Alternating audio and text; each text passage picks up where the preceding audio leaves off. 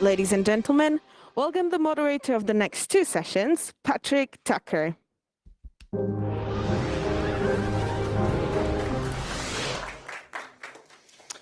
Hello, I'm Patrick Tucker, Technology Editor for Defense One. Welcome to our afternoon panel, Precious Space, A String of Satellites and the Future. Joining me virtually, Arata Olamaini, Secretary General EMEA, the Satellite Operations Association, joining from Brussels, and Mr. Paul Jaff, Electronics Engineer at the US Naval Research Laboratory, joining virtually from Washington, DC. Welcome to you both. Quick reminder to our audience, we are prepared to take questions via the GLOBSEC app. So we have a 20-minute session. We do ask your questions to be brief and hope to be able to get to a few of them in this session or perhaps the next one. So let's get started. The last several years have seen an explosion in private space activity, very exciting new business models around constellations, ever smaller, less expensive satellites, but we've also seen some small satellite providers grapple with great financial difficulties, and we have seen rising geopolitical tensions surrounding space. So let's start with you, Arati. What are the major problems facing the satellite industry right now, and what role does the private sector play in overcoming them? Thanks very much, Patrick. It's a pleasure to be here. My name is Arti. Just to say, so the major challenge, I think, for our sector right now is the perception of the relevance of the industry to the fast-changing telecoms ecosystem, which now is starting to embrace 5G and even thinking about 6G. If the fundamental role that satellite has to play in our daily lives directly or indirectly is not understood, then policymakers are going to fail to tap the unique strengths of this technology, such as supporting the move towards decarbonization or leveraging satellite as the great equalizer that it is between haves and have-nots, or even looking to the future, enabling global quantum key distribution for secure communications. Let me turn to you, Paul. We've seen tremendous diversity of satellite constellations over the last couple of years, and new emerging technologies play a big role in their design. Give us a sense of how satellite design in the next 5 to 10 years differs from even what is cutting edge today. How does innovation play a role in future satellite design? Certainly, Patrick. Thank you for the opportunity.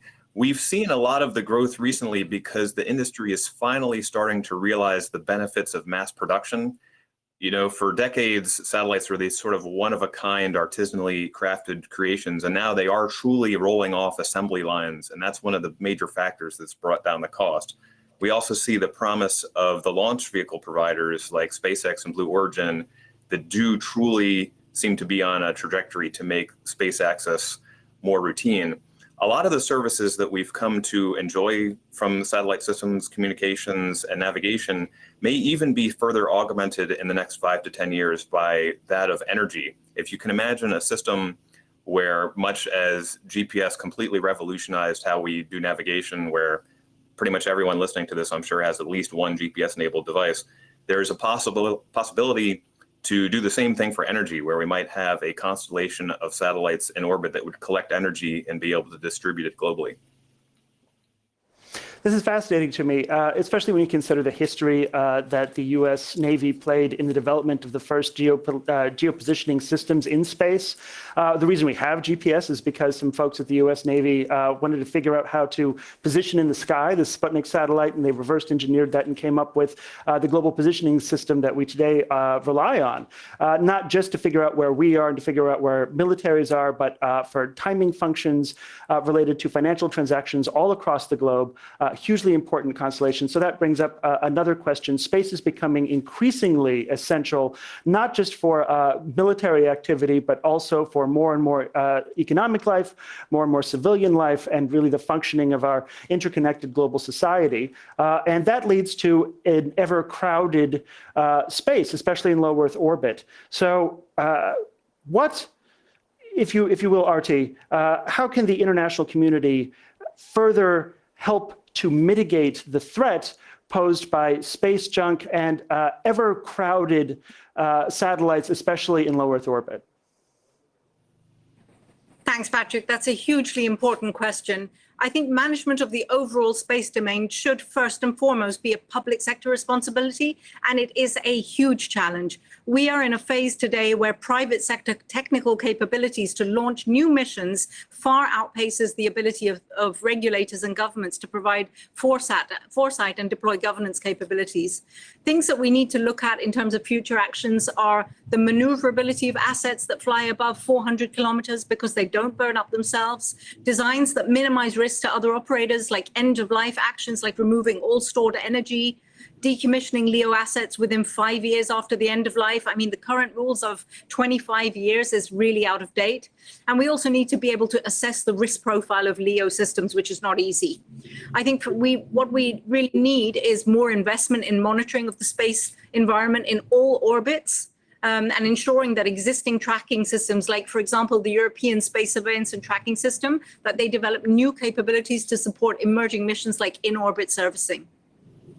Artie, let me stick with you for a second, because you bring up something very important, which is the potential for international regulations regarding space. And where do you see an appetite in terms of which nation states, which governments, which international bodies are being most ambitious, pressing for an international dialogue on space norms, and where do you see challenges? I think it's traditionally the most obvious spacefaring nations, but also the EU as a bloc is very, very proactive in this context. Right now, we're talking about the European, the EEAS, looking at a code of conduct and trying to push that and engage with other major governments, the US, Canada, and so on. But I think, this is a dialogue which is going on at the United Nations level since many years. There's a lot of activity on it. But what we need is to shift now from talking and writing codes of conduct and so on, really to norms and new rules which are actionable. Well, let me turn to you, Paul. What does the democratization of the satellite industry resemble? And I'll also ask Artie the same question, the democratization of the satellite industry, because I think that bringing private players into this discussion at an equal footing under that framework of international norms is really key. But we still don't really know what democratization of the satellite industry looks like. So can both of you speak on that for a second? Yeah, certainly. So a major factor there has just been the plummeting cost of being able to implement space systems, right? So today, it is not uncommon for high schools around the world to be able to build their own satellites simply because a lot of these items you can buy off the shelf. And if you can imagine that high schools are able to operate their own space programs, certainly companies, even quite small ones, are able to do that. So that definitely amounts to the democratization of space. And the same factors that have enabled that are still going to continue radically reshaping the space industry as a whole.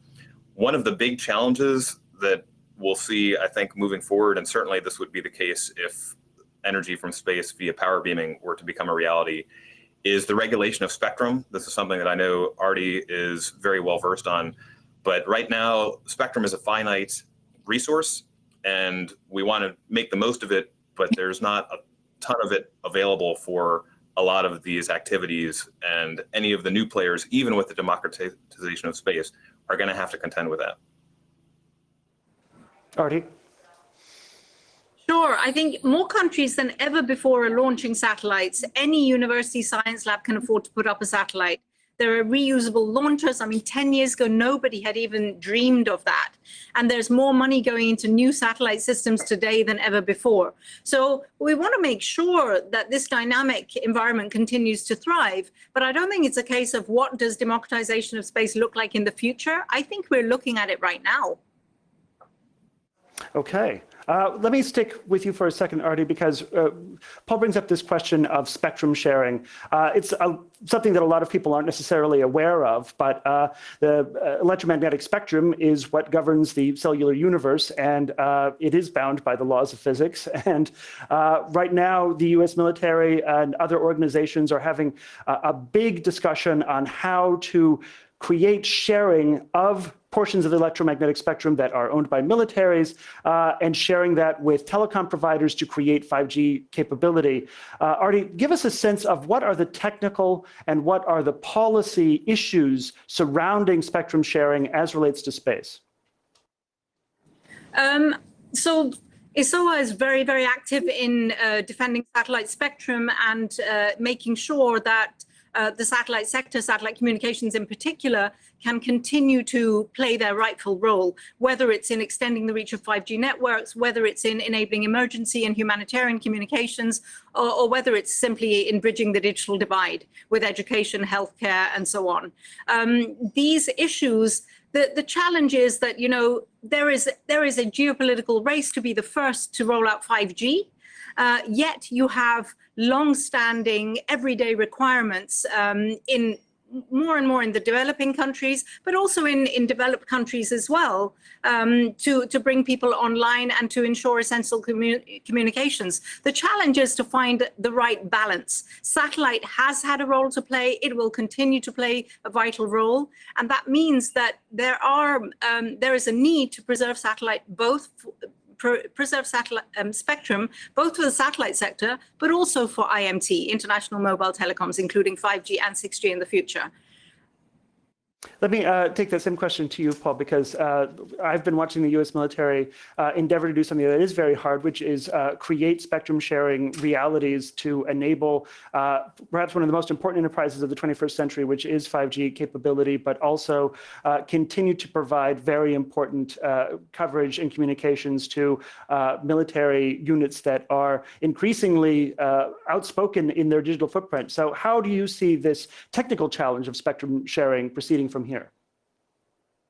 Certainly, and spectrum is a fascinating resource, right? Because if you think about it, if you have the spectrum at a given unit of time, if it was not used, it's essentially wasted, but it's now in the past, right? So it's not comparable to a lot of other analogies we might use for natural resources.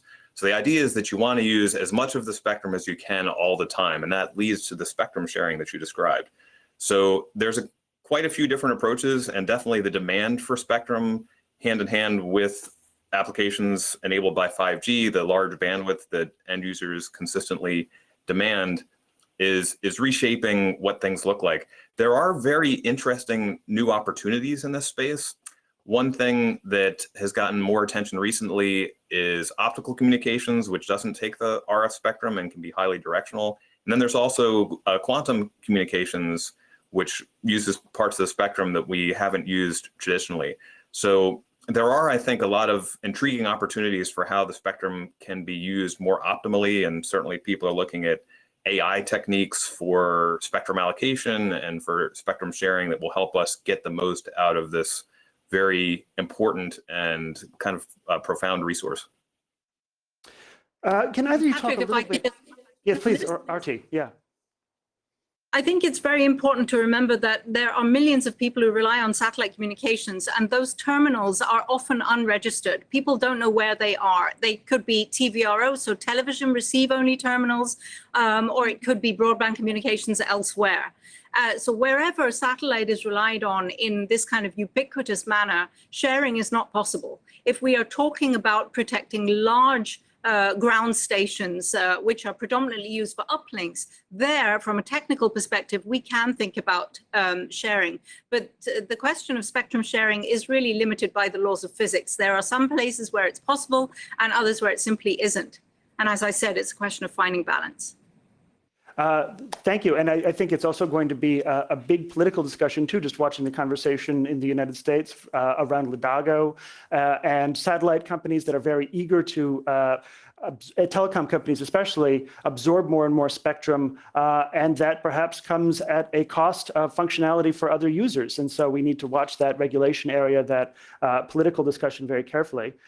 Can you comment, question from Slido, can you comment on dual-use government and private satellites? So thinking of private satellites that also offer some communications capability for governments. I'm thinking sort of specifically of the DARPA Blackjack program, but comment a little bit on how governments are increasingly turning to private satellite constellations for communications capabilities that used to be the sole domain of governments. I'll start with you, Paul. Yeah, so this is sort of a classic technology development conundrum where industry, of course, tends to excel at developing systems and making them cost effective and operating them. But they can only do that once the initial technology has been developed and matured. So the model that we often see, and you made reference to this earlier when you talked about GPS, is the government's role tends to be taking those initial risks rather.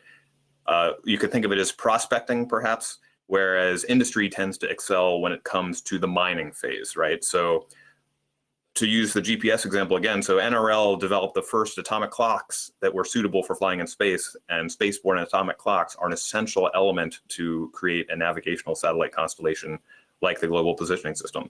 So once a government organization or a research organization like the Naval Research Laboratory develops like the first GPS satellite or the first few GPS satellites, it can be transitioned to industry. And at that point, we can start doing what you're describing, which is the government doesn't really want to be in the business necessarily of operating its own hardware and its own systems if it can get the same capability it needs by purchasing it from industry. And we see that increasingly for things like imagery and for communications, where it would be impractical for a government to buy all of the infrastructure needed to maintain communication systems for a conflict when it could just purchase it as needed instead of having a lot of unused capacity that would sit around all the time. Artie, do you have any thoughts on any regulation issues or international issues that might surround that future use by governments of private satellites that serve a private communications functions, but also increasingly serve military communications as well? Any reservations there or concerns? No, I know that this is an extremely important market for many satellite operators. Often it's one of the prime markets is government services, because the commercial communication sector is so good at ensuring that their signals can be encrypted up to a military grade, and because they can guarantee, you know, the required levels of reliability and availability that are required. No, I know that there is always some kind of pressure from European industry to encourage European governments to buy European capacity for that, because we see that in the US, for example, the government is always calling upon its own industry, and that is a source of that can support the technology advancement and the competitiveness of national industries. We do see some push for that in the EU, but nothing specifically when it comes to regulation and policy making around it. Thanks. Yes. Okay, so we have time for one last question, and it goes to me. Thinking about the current geopolitical tensions surrounding space, the development of a new U.S. service branch, the U.S. Space Force, specifically to deal with those geopolitical tensions surrounding space and ensuring space access for the United States and U.S. allies and democracies around the world. What do you see as the biggest geopolitical challenge going forward in the next 5 to 10 years regarding establishing those norms that you just described? I'll start with you, Artie. The biggest geopolitical challenge regarding the governance of space for the next 5 to 10 years? I think the biggest challenge that we have is ensuring space traffic management, solid space traffic management, governance of space, and weighing that up with the race to have the first LEO broadband system, which is also, as you know, with Starlink, you have a huge government support there. The Chinese are trying to build their own system. You have OneWeb. Now the European Union is also trying to get in there. I mean, with all of these races going on, where, I think that space traffic management ultimately, because it requires international consensus and it's sensitive often, is unfortunately going to take a back seat. And I think that's a great shame. Paul, to you, same question. Yeah. This is a critical issue because, as you described, with the democratization of space, the increasing availability of space access to countries and other entities around the world, the establishment of these norms is going to be of the utmost importance. And this is something where definitely there are going to be implications, not just for low Earth orbit, where a lot of our systems are today, but expanding further outward to cislunar space and the moon itself. We have the Chinese who have done remarkable technological feats, putting satellites in the Earth Moon L2 point and operating on the moon. We're going to have to face property issues and usage rights things for not just Earth orbit, but the moon and for cislunar space. So a new infinite and expanding territory, not just for human activity, but also potentially for regulation. So I want to thank the two panelists, Arti Olamaini from Brussels and Paul Jaff from Washington, D.C. We will continue with the next session, Titans of Technology, Winning the Future of Defense, right after a short introduction video. So please don't go anywhere. We'll be back very soon. Thanks, Patrick.